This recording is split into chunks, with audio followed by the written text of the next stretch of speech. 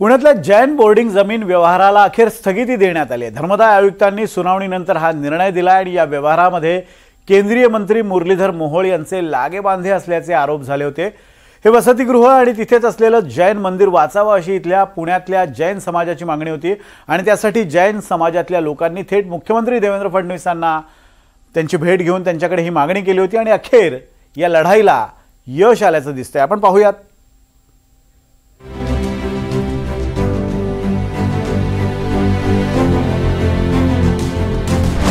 पुण्यातल्या जैन बोर्डिंग जमीन व्यवहाराला स्थगिती।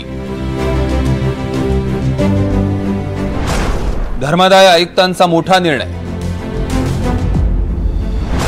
जैन समाजाच्या लढाईला यश।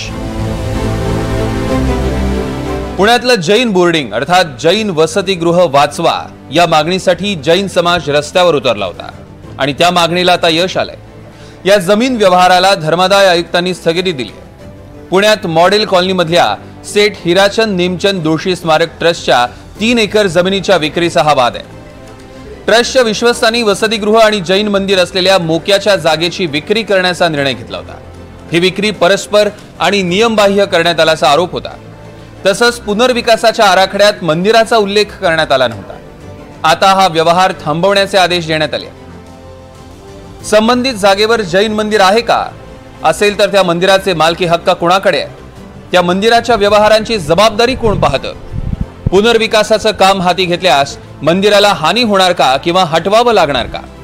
पुणे विभागीय कार्यालयानं या संदर्भातला अहवाल 27 ऑक्टोबर पर्यंत सादर करायचा आहे। सेठ हिराचंद नेमचंद स्मारक ट्रस्ट आणि गोखले लँडमार्क LLP या दोघांनीही स्टेटस क्यू ठेवण्याचा आदेश देण्यात आला आहे। या प्रकरणाची सुनावणी 28 ऑक्टोबरला होणार आहे। आज फार मोठा निर्णय जो धर्मदाय आयुक्तांनी घेतला की त्या जागेवर मंदिर आहे की नाही आहे। आता जर सामान्य माणसाने जर बघितलं तर डोळ्यासमोर तुम्हाला मोठं मंदिर दिसतं आणि अशा स्थितीमध्ये जे अधिकारी ज्या म्हणजे जे व्हॅल्यूवर सरकारी मूल्यांकनवाले सर्च रिपोर्टवाले सगळ्यांनी मंदिर गायब केलंय।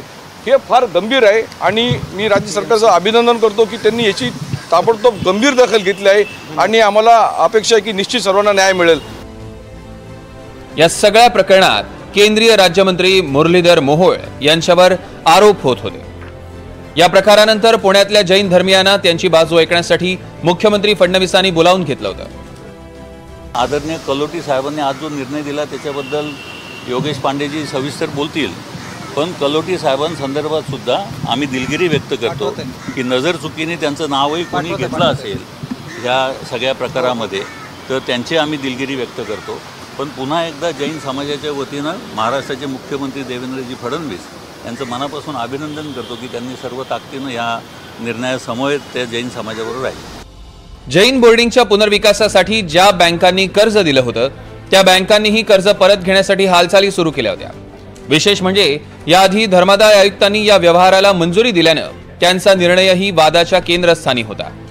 आता मात्र धर्मदाय आयुक्तांनी या प्रकरणी स्थगिती दिली आहे। त्यामुळे जैन वसतिगृह तसंच राहील असं सध्या तरी चित्र दिसतंय।